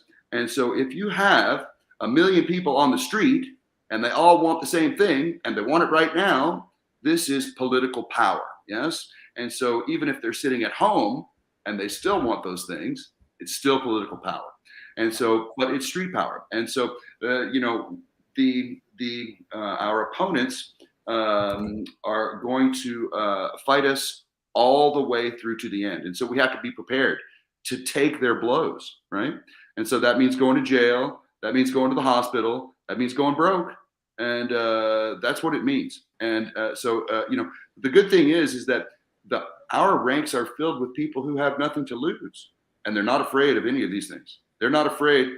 Right? And so, when you get a 60-year-old grandmother, right, who is not afraid, right? Yeah, you have a very powerful person, right? Okay, see, they're not a bunch of truckers. I'm talking about everybody. It's a cross section of everybody, all different kinds. And so, the dedication to peace and the resolve is far beyond anything I've ever seen. And hopefully it's going to see us through. And I tell you what, Billy, I wish you success and luck. And I'll tell you what, whichever one of us liberates or gets liberated first, come and help the other guy. So if Canada becomes free, we're going to come on our way and we're going to come straight to New Zealand and help you, brothers. And I hope that you can do the same. If somehow, by some way, things get turned around and you guys, get free, man, to point it north. But no, we're going to work together eventually, and we're going to keep fighting. And when we get to the top of the mountain, eventually, we're going to look right and left, and we're going to see each other fighting. And eventually, when we get to the end, it's just going to be us, brother, and we will win. We're going to win. Well said. Awesome. Hear, hear. There's a comment. Judy, what was your motivation to get involved? Because you're quite the opposite of all of us. Like, I'm assuming none of us are jabbed, and we're kind of, I'm a bit of an old dinosaur at this sort of thing, already over 10 years. But how did you feel about it? Like, did you get nervous about maybe you'd had to confront the police, or maybe there'd be police action taken against you? How did you feel about it? Like about coming to Ottawa or just joining the whole movement? Because I am double vaccinated. I drank the Kool-Aid. I believed the news. I believed the news until the truckers headed to Ottawa. I've got my dad was a trucker, and a lot of my brothers were truckers, and aunts and uncles and in-laws. They all drove truck, and so for me, I was a little bit torn because I know they're good people. And I know they're hardworking, good people, and their hearts are in the right place. And so I absolutely supported the truckers going to Ottawa. And then I got swept up in it. And what woke me up is when I saw the love that was happening in Ottawa, and you could feel it. I was over 4,000 kilometers away in British Columbia on the western coast. And I could feel the love that was happening in Ottawa, and it was not jiving with what the media was saying. And I was frustrated. I kept asking, why would they lie? Why would they lie? And then it was like, oh, and my mind kind of, brain exploded. And I don't know, I never looked back. I kind of feel like I had to make up for lost time. So I just jumped right in. I jumped onto the all the live streams that I could coming out of Ottawa, and then of course the convoy in New Zealand, because I've never been to New Zealand, Billy, but I've always wanted to go. So Jason had started the NZ Trucker Convoy 2022 Freedom Facebook group, and within a couple of days I was admin. So I was sharing a lot from what was happening in Ottawa to New Zealand, and then what was happening in New Zealand all over, because I spent, honestly, I had a boyfriend break up with me the day after Valentine's Day because I was so busy on my phone sharing, because that was when Trudeau invoked the Emergencies Act, that was on Valentine's Day. So I was too busy. So my priorities completely shifted, and I felt this calling. I needed to get to Ottawa. I needed to go and be there and see for myself and soak it all in myself. And yeah, I never looked back, and that's only a year ago that my life completely changed. And I went from, honestly, I was an unemployed alcoholic, you know, I had no purpose whatsoever, and suddenly I had purpose, and that was it. I've never looked back, and I'm just so grateful for the truckers and for the convoy in New Zealand. It's so important, you know, to share between the countries. You know, because for me, my love of New Zealand just comes down to a very basic love of Lord of the Rings and the fact that it was filmed there. Like, I'm just a big old nerd, you know, turned keyboard warrior, turned international cheerleader, you know, and that is my purpose. And so I don't know, I've never been so content with where I'm headed, and I'm ready. So when I got to Ottawa, it was in April. It was the Rolling Thunder weekend, and it was the Friday night before, and the cops were out, and they had led a convoy in and then blockaded them, and they were impounding the vehicles. And I was right up in the cops' faces. I had my phone out. I wanted to do what I had seen others do, because I believe this is like an information age. This is how we got to win. Yeah. We will win, is just by uniting. And seeing how we are all in this together, and we really aren't so different after all. That's right. So, I like to think I'd be brave enough. I mean, I kept calling myself cannon fodder. I was going to Ottawa to be cannon fodder. Yes. So, but looking around now that I'm friends, like with you, Johnny, I'm friends with you. So if you're part of a beautiful community, and I see you beside me, I'm going to feel better, you know. And I look here, and it's all the people, and I know our hearts are in the right place. Yes. And that makes me brave. Yes. And our community is so great. You know, this is the community that has been built up around this has been a blessing for everybody involved. It's a beautiful thing, and none of us have ever experienced anything like it. Many of us have tried and failed to create this kind of community, let me tell you. And so it is a blessing to have it come. And no, being surrounded by these are the greatest people I've ever known, strongest people I've ever known. I'm not confused at all about who I'm with and what I'm doing. And I tell you, the level of love and trust that I have, it's ridiculous. And so, no, you know, and the other part of it is that, you know, we've all been through it. There's so much despair and misery and suffering and just terribleness out there that, you know, any hope or chance for some relief from that is ridiculously valuable. Yes. And so, no, I think that we've all been traumatized. I think we're all going through a healing process. And I think that this community is part of that. I think that when you start to heal, one of the first symptoms that you're healing properly is that you want to start helping the people around you. And when you see somebody doing that, you say, oh, well, that guy probably started his healing process about 3 months ago. Yeah. And so, you know, like you can tell by where people are in the process. But it's a very sure sign that you're doing your healing the proper way when you start to feel like you want to help. You start to notice other people suffering, right? And you have to heal enough to be able to do that, right? And so this is how this community gets built by people doing this, and it starts to kind of it snowballs, and it becomes you don't have to put effort into it. It will happen, right? And so you know, you don't have to build the community. It will happen itself. Yes.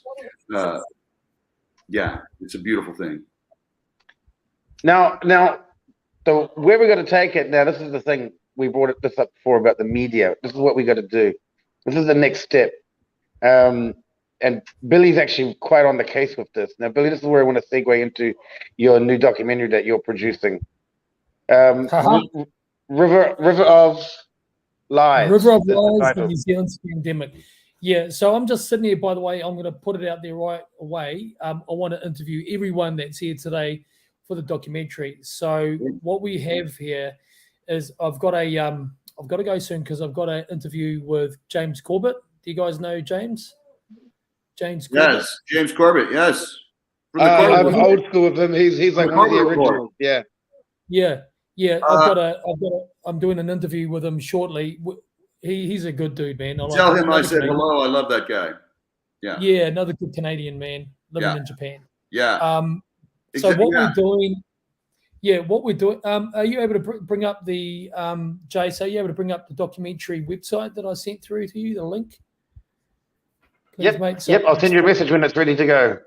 Yeah, great. That's for Judy and Johnny to have a look at. So what I'm doing is that I'm producing and directing and writing an investigative documentary called The River of Lies, the New Zealand Scandemic Investigative Documentary. And what it is, it's a play on words of a quote that a Labour minister called all the people protesting at Wellington. He called them a river of filth. That's exactly what he said. Yes. And so there's another good documentary called River of Freedom, and that's purely about the protest down there.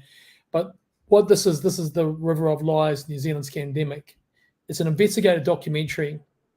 And what we've done is we're taking 10 claims of fundamental claims around COVID-19 that the government has made. And we're essentially investigating them, researching, and debunking them. That's what it didn't start out being a debunkathon, but that's what it is actually, because you've always got to, when you do an investigation, you've always got to let the investigation evidence speak for itself. So I'm really disciplined about that. And so what we've got that, but it's also a deep investigation into ideology, criminality, negligence, corruption, intellectual and mental sort of manipulation, blah, blah, blah, all that sort of stuff. Good. And so we've got, world-class scientists. I've been interviewing all sorts of people ranging from Dr. Robert Malone, of course, the patent inventor of mRNA. And here he goes. And that's it there. And that's the website. We're down to the last week of filming. So, and what we're doing is that we've got a whole team of contributors to it, ranging from G. Edward Griffin through to Russia Buttar, including New Zealand scientists, doctors. We've got witness expert testimonies. It's going to be really, really, really well put together. You've got the trailers in there too, brother. And I'd love to interview you guys about the Canadian experience and about Ottawa, and look at the corresponding similarities. Sure. And I'd love to interview you, Johnny, and yourself, Judy, and you too, Jace. Basically the team that we have here would be great to have on it, and actually have a roundtable discussing some of the things that we're doing. And so this is going to be distributed everywhere. We've got, believe it or not, we actually have a Hollywood company that's interested in it. Good. I'm writing and directing it, and it's been humongous. It's been gigantic. It's been a lot bigger, actually, than what I actually thought. There's James there, our team, and there's still a few photos to go on there. We've got Rima, Dr. Rima, who had her finger on the pulse about this stuff in 2009. Guy Hatchard, who's a great New Zealand scientist. He's Russian, of course. So I've put it together as good as I can. We've got Gareth Icke, who's David's son. We've got Senator Malcolm Roberts from Australia. scientist, a funeral director, and it just goes on and on. So it's good. You'll be amongst good peers. And so yeah, we're doing this, and it's going to be fact checker resistant. It'll be so obvious if they try and it'll be so obvious that they're lying if they try and beat this back with fact checking that they'll look stupid. So they won't be able to do it. We've got so many scientists and a part of this, and one of the things that we're going to do once we've finished, we will not only triple check, we're going to put it out amongst our scientists. In fact, I've got a scientist, a New Zealand scientist who's not on here yet, who's actually we're going through everything with a fine-tooth comb. But the criminality stuff is going to be a real mind blower.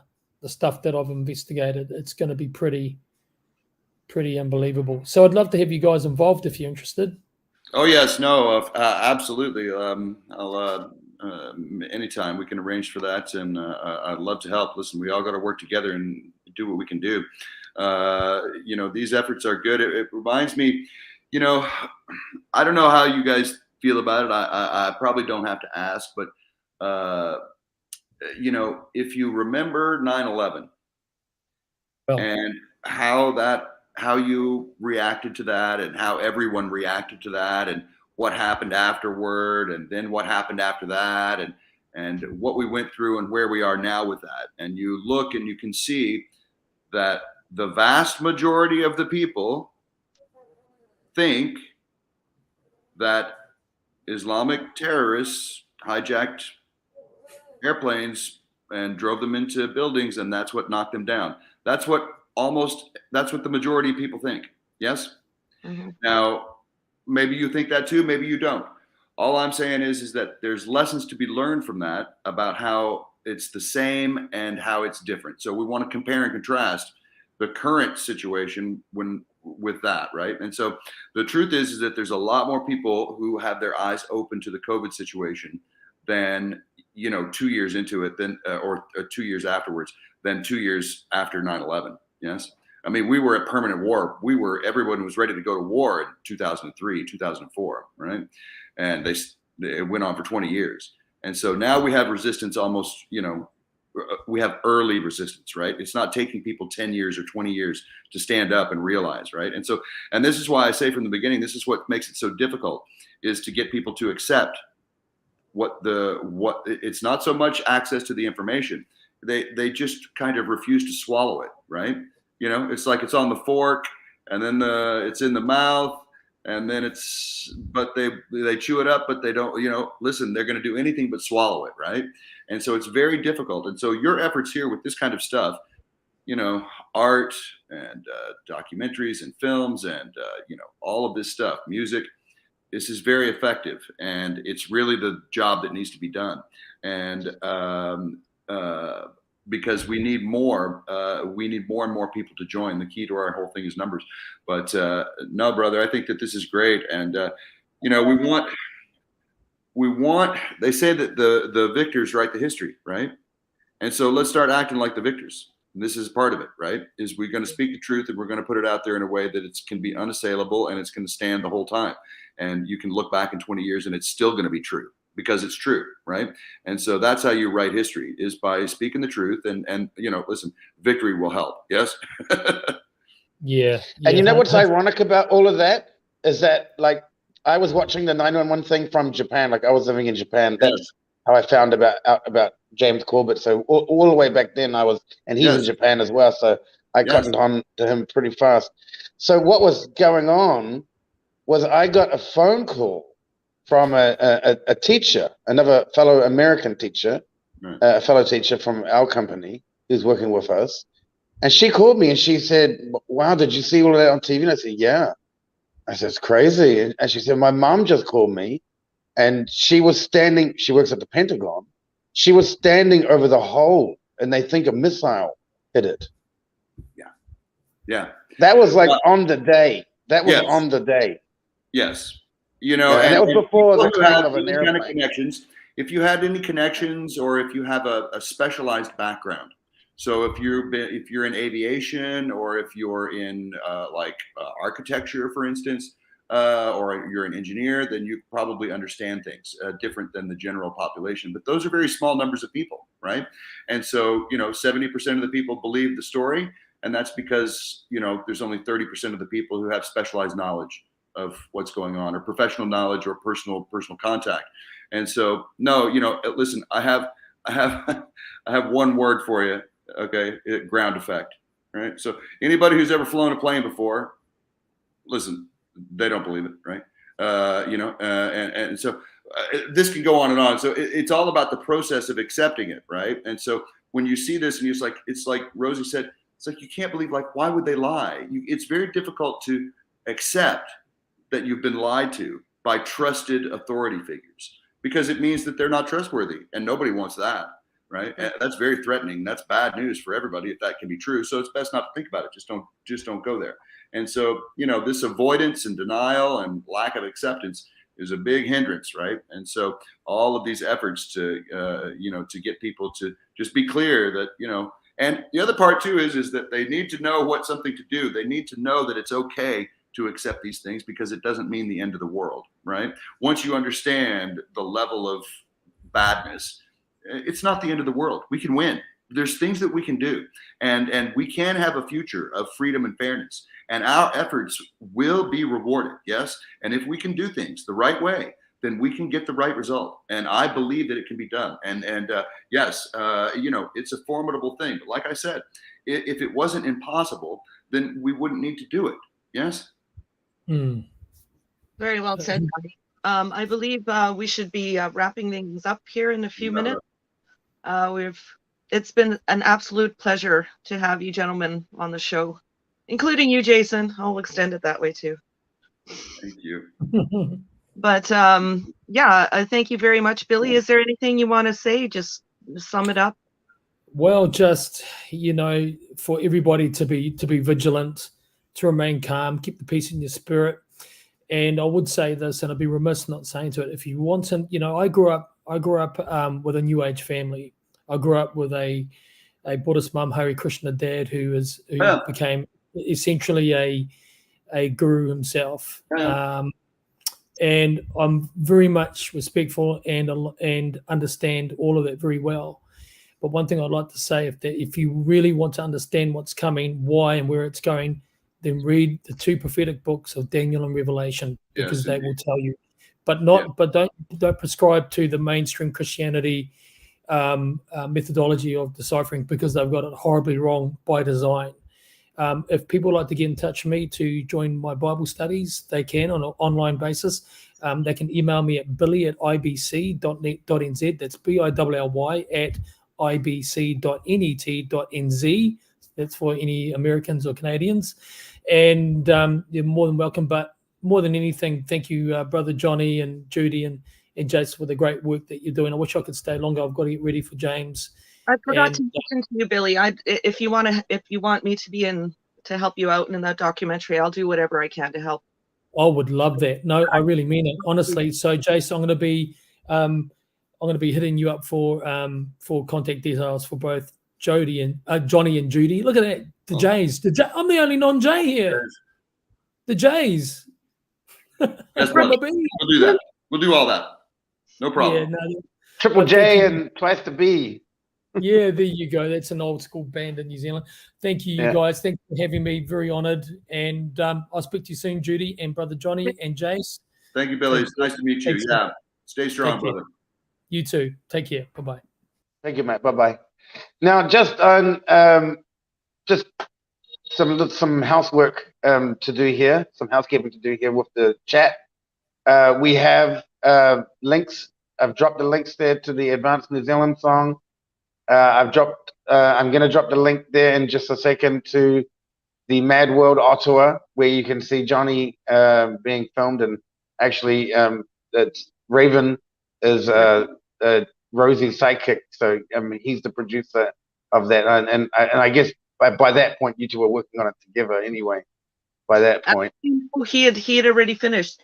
Do you remember in New Zealand somebody did the Mad World, that song, to when the cops were forming the lines. Do you remember there was a video that came out of New Zealand? Jason, do you remember that? I don't know. I think okay, perhaps, possibly. I'd have to pick it up. I'm thinking of it. It's a horrible world or something like that. It's a mad world. But apparently, Okay. at the time, Raven saw that video and it was so inspired by the New Zealand video that he made his own for Ottawa. So Awesome. there was It's already a very well cut, everybody. So check it out. I'm going to drop the link there in just a moment. Now, Johnny's still here. It's getting on to about 11 p.m. in Canada. Yeah. Now, Listen, maybe some of the viewers that we've got here have a few questions. Maybe. Oh, give me a question. Yeah, if you have a question, I'll take a question. Let me have a look here, and just text that. I'm just putting out his contact information. Okay, so I'm just going to scroll through, see if there are any questions, actually. Nobody ever has a question. my friend Jeff here comments. He said you can find that video on his Memories of Wellington, New Zealand, or the Facebook page. So thank you, Jeff. Yeah. Okay, You have a. where's Jeff's like this. comment? I have a question for you, Johnny. Okay. Were you there the whole time in a year ago in Ottawa? Yeah. So I got here 2 days early. I was standing on the street with my megaphone when the first people rolled into town. And I was here 12 hours a day, every single day, all the way through.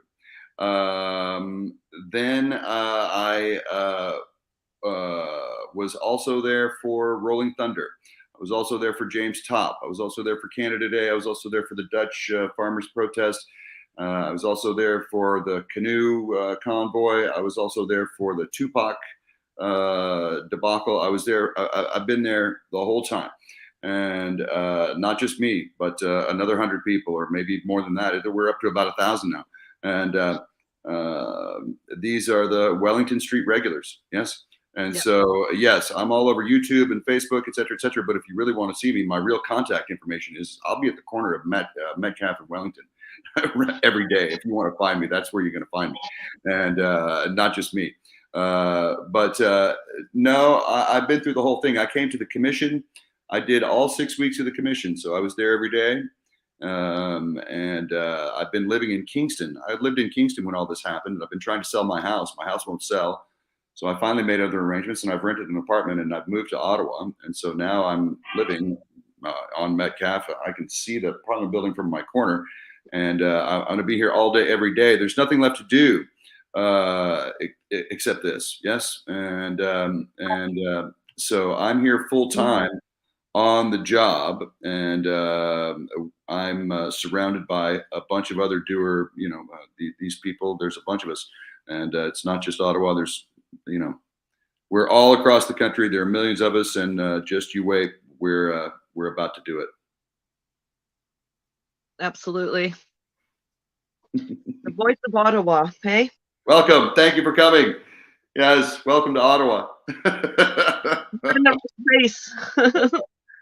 All right. Peace to you guys. Jason, it was great to meet you, brother. And look forward to coming to Vietnam someday. That's for sure. Yeah, you're welcome. We're the only country that's not like this, actually. Yes, to be honest, but we'll cover that in a next meeting. No problem. Yeah, but we're not going along with the WEF stuff. We're not going along with the zero carbon, the zero nitrogen. We're business usual here. Yes. Petrol proud and farmer friendly. I tell you what, we're gonna have a future a lot different than what they wanted. We're gonna have a future of freedom and fairness, and that day is coming. Peace is coming. Thank you so much, Judy, Rosie. Have a great night. I'm gonna see you soon. I'll talk to you again soon. Jason, peace to you, and have a great time out there. Thanks for coming on the show, Johnny. You bet. If you want to come back on, I'll just let you know. And get me started. Every good revolutionary, at least the successful ones, you always wondered how they can give a 10-hour speech. They all give 10-hour speeches, right? They can talk all day, I can talk all day, my friend. Give me 10 hours. I can keep going. So next time we'll do 10 hours. Good night, guys. Good night, Johnny. Thank you very much. Thank you. Now, I'm just gonna do some recognitions of some of the people who have been chatting tonight in the chat. So we've got Owen here, who is AKA Jeff from Good Memories of Wellington Facebook group, which I will post that link down here in a minute. Thank you, Jeff, for joining us, and thank you for allowing me to post in there as well. I love that page. It's just pictures and videos, and it's just a great page. I really, really like it. It's awesome content. It's awesome content, especially when if people had no idea what was going on. They can sit down, and of course, a lot of the images and videos, a lot actually came out post the Freedom Village. So even over the last 6 months, a lot of new videos have surfaced, and a lot of new images have popped up, and there's some really excellent stuff now on YouTube, which is surprising considering YouTube's track record. Specifically on Jeff's group, on his Facebook page. Yeah. So we've got 613 hugs from Ottawa. We've got B Potgater. I didn't recognize that name. Perhaps it's from New Zealand or Canada. I'm not sure. No, she's from New Zealand. New Zealand. We've got Nathan Bushi. Commenting, it was certainly a missile and not a plane, like the narrative tells you. Well, I was told that by a woman's mother who worked and was standing over the hole. I was actually told that. So, and we're English teachers, right? So these are the kind of simple conversations that play out in everyday life, right? And there's actually a very interesting thing. There was another plane down just outside of New York, and it was in the media for like a day. And it's never been spoken of since then. There was actually 4 planes. There was 1, 2, 3, 4 planes and 1 missile. Well, if there were planes, whatever, but they were according to the news. That sounds according like to the news, anyway. Right. And composite and composition, editing. Yeah. And we've got let's see who else we've got. We've got Scott Freedom. Yeah, Scott Freedom. He's been around before, and we got Tina Poon, and we got Marsden Point Radio News, which is awesome. Awesome. David's there. David Trotter, and he was collecting some of the data for the report that the team at Operation Good Oil put out. So that's awesome to see that he's on today. And and a person, Bob Ziegler, Big Dice, you know Big Dice, don't you? Do I? I think, I'm not sure, he came up last time. And Andy Heinrich, and a few more. Hard Place. Canada, you need to know. Oh, that's an interesting name. Canada, you need to know. Kind of fun. Mr. Green Thumb Ottawa. Now that's the name that I recognize. Haven't met him yet. We might have to get him on. Is he a real green thumb? That's what I want to know. No, he's a green thumb.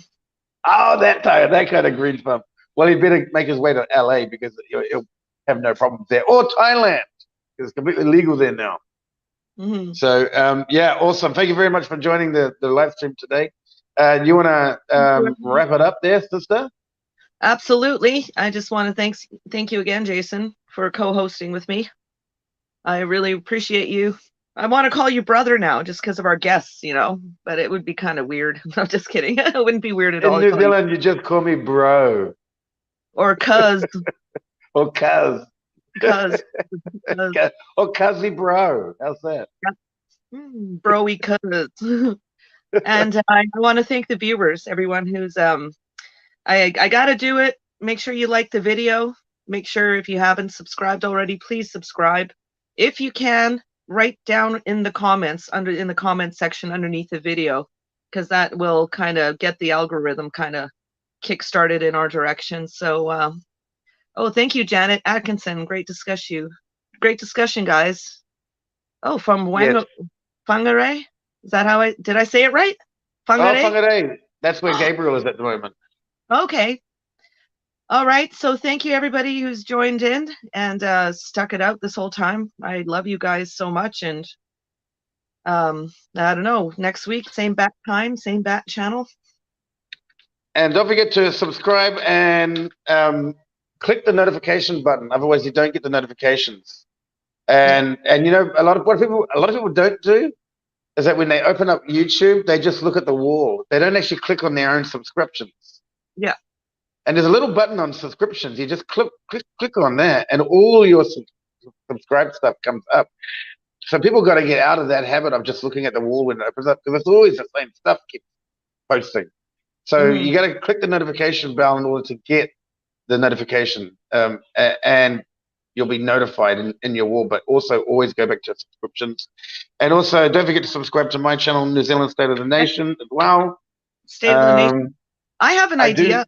If there's any topics you guys actually want us to discuss, or any kind of guests that you think that might be a good idea to have, why don't you put that in the comments underneath? Yeah. Kind of a suggestion. We can always take it into consideration, and you know, you might inspire next week's episode, or next week's. Well, we're not calling it the rant anymore. We're calling it Between Two Flags, which is a lot more appropriate. So, on that note, I guess Jason, yeah, we'll shut her down. Yes. Appreciate you guys, everybody, for joining us. And the next one that we get lined up, I will obviously be posting it on Facebook and sharing the link around. So, yeah, it's been a pleasure, everybody. And oh yes, and looking forward to. I want to have Jeff on the show when the New Zealand first year anniversary comes rolling around. I think when that anniversary comes around, we'll dedicate a full episode maybe to the New Zealand convoy. So we'll have to like get some good footage together. So Jeff, if you've got good footage, message it to us. Anything you want. And I know he said that he's actually one of the drivers for the reunion convoy. So that'll be exciting. So I'm looking forward to seeing all that footage. So anyway, thank you so much, everybody. Yeah, I guess from this Canadian, thank you. Love you so much. From that guy. The other side of the world. All right, you guys. Thank you very much, everybody. Thank you for joining us today. We'll see you next time. And hey, Koneda.